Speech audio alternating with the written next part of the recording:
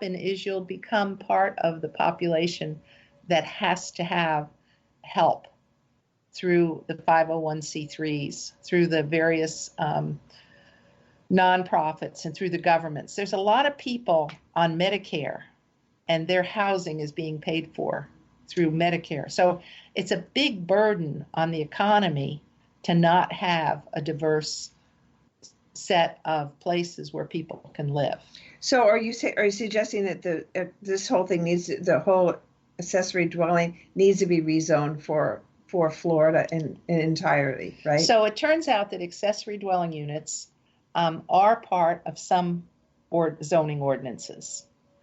In the city of Sarasota, it's allowed in a few neighborhoods, but not all over. Mm-hmm. City of Bradenton, it's now available everywhere. Uh-huh. And Manatee County, after 9 years, is about to vote to allow accessory dwelling units. So that's just throughout an the example county. in Florida then, right? That's an example. Mm-hmm. So it turns out there's a movement called traditional neighborhood development, which is a very green idea. There's a whole Congress of New Urbanism, which promotes these walkable, livable communities. The accessory dwelling unit is part and parcel of those kinds of neighborhood designs. So we recognize historically it was important. We recognize in other locales it's important. So the first thing we have to do in Florida is we have to move towards permitting accessory dwelling units countywide or citywide. You see, every city and every county has a different zoning code. Okay. Mm-hmm. So it's many, many, many different people having to make something happen. Mm. So that's why at the Jericho project, we're working carefully to clarify zoning regulations so that we can move this further along. So that's the first kind of housing we're talking about. And actually, Florida statutes particularly support this now. One, the accessory dwelling unit ordinance gives local governments credits for affordable units if they pass the accessory dwelling unit ordinance for all citywide. And the other actually reduces the assessment for living quarters if parents or grandparents are living in the accessory dwelling unit. So shared housing is something that is already legal, but a lot of people don't know it's legal. And shared housing is allowed by the Fair Housing Act because the Fair Housing Act determined that up to 4 people that are unrelated can live under the same roof as a family. Which means what? Which means you can call up 3 or 4 friends, move into a house together, and that's perfectly 100% legal. Okay. And now you have a single utility bill and a single kitchen, mm-hmm. and you live together, and everybody's happy, but you're living together as a family. Well, that's housemates. But what if a couple of those housemates have 2 children? Well, that is not a problem, but what is a problem is right now local regulations don't allow lockable units. So instead of having 4 people live in a house and being able to lock off their own unit, their own suite, mm-hmm. which might in fact have a little small kitchen in it, right? Oh, it can. Okay. Well, as long as it doesn't have a cooking facility, but it can have a refrigerator and a sink and so on, okay. right? Okay. But you would like to be able to lock that up mm-hmm. and kind of go on your way. But you can't. But you can't, because again, we have a restriction in the interpretation of the zoning code, which says you can't have a lockable unit. So then this makes people feel that they might be doing something illegal if they move in with somebody and they lock their door. They lock their doors, which is kind of crazy, but kind of reality. Well, how does shared housing relate to co-housing? Because that's another one that you brought up. So in shared housing, you would have a situation where 4 or even 6 people can be, in some cases, can be on a mortgage, for instance, but it's a single structure. It's a single house. Okay. And it looks like a single family house. And you wouldn't know. You probably have some shared housing already occurring in your neighborhood. Or co-housing. No, shared housing. Okay. So shared housing is just a house. Now, co-housing, which is another kind of housing development, is really a lot of very small houses, maybe 12 to 22 houses, okay. all clustered around a pedestrian kind of space with a large common facility in the middle where people would have dinner together. Like a community building like that? Like a community building on steroids, because you'd have like a real industrial kitchen, and you'd have dinners together. You might have the an art room. You would have shared wood shop. Maybe you'd have a shared. Do we have something like that? Like, are the retirement homes kind of like that, or what? No, we don't have that. Oh, because it's not legal with the zoning district. We don't have a zoning district that actually allows it.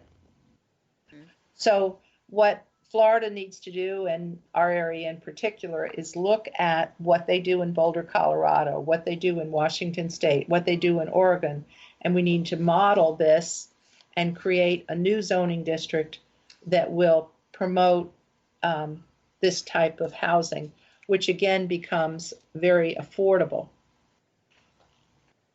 That's beautiful. You know, I had mentioned to you before, Mary Anne, a little bit about an impetus to this would be the recent health crisis that's associated with loneliness now being a very deadly issue, and having more of these communes. I mean, it really affects them to very many levels. So I would assume that this would also help to address that issue that we have going on. Absolutely. Too many people are feeling lost and disconnected. And people really don't need a great deal of space for their home, but they would like to be much more connected than in a typical community. Can you say some more about small lot subdivisions and why they're important, and how are you recommending them being mobile home parks, or what are you looking at there? So the fourth kind of housing that is important, besides accessory dwelling units, shared housing, and co-housing or pocket neighborhoods, is permitting more mobile home subdivisions or more modular home subdivisions where the lots can actually be owned and not rented by individuals. Mm-hmm. The old mobile home subdivisions and mobile home parks of old Florida were considered to be not desirable from a tax basis because of the different ways that units were taxed.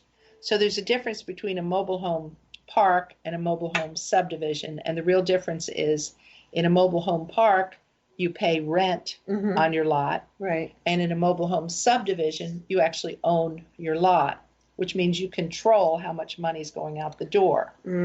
Right now, here in Sarasota, we have some mobile home subdivisions where you can pick up a really nice house for $20,000 or $30,000, which is a manufactured house, but then you're forced to pay $1,000 a month in lot rental, and you have no control over how much that lot is going to go up and up and up.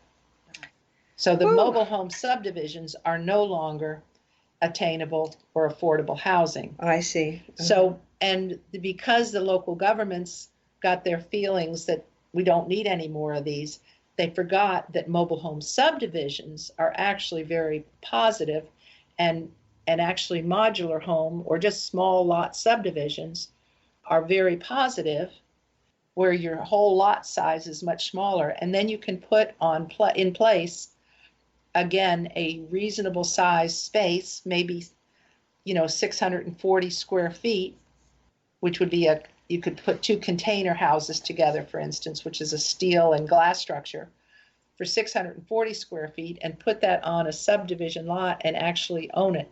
Now, the only places we have those are some of these like there's a mobile estates lots. So there's a few available in our town, but not as many as there need to be. Could you say something about these container, just a little bit, because I know we're getting close to the end of our time, but can you just give me an idea of these containers, this container home idea? That's 600 square feet, did you say? 640 square feet is 2 8 by 40 foot containers put together. What's happened is in Amsterdam, and across Europe and across this country, there's been an understanding now that the containers that are shipped across the ocean are very durable. They're basically a steel and glass or they're a steel structure, and then when you convert a container into a modular home, it becomes a steel and glass structure, which does meet which can meet Florida building codes. Wow. So hurricanes can't decimate them. Oh, that's cool. And actually they have like 1,000 units at a time for student housing over in Amsterdam made with these containers stacked up. Okay. So the possibilities are endless, but the first thing we have to do is we have to educate our political leaders so that they will understand how they who want to have more housing for our population, how the regulations are stopping it from happening. So how are we tying this into sustainability and living green? Well, sustainability has 3 pillars, which are social, environmental, and economic. And container houses, it turns out, if you want to choose that one, are incredibly they fit the energy efficient and very green. And from an economic perspective, it's affordable and attainable. And then from a social perspective, we've already talked about how important living in community is. So those 3 pieces of the puzzle are so important. And we really think that if we're going to have healthy communities, we're going to have housing for everybody, not just for the people that can pay the multi-million-dollar price tag. That's amazing. Mary Anne, you have so much information. We can go on, but what's the best way that people can find out more about this and contact you? So I'd love to have people check out our website, and our website is thejerichoprojectfl.org, thejerichoprojectfl.org. Okay. And they can contact you through that. Is that correct? Correct. Well, Mary Anne, we just really thank you so much for coming today. There's just so much information. There's more coming. We're going to hear more from other wonderful speakers. So stay tuned and listen to us some more. Thank you. Thank you, Mary Anne. Thank you very much.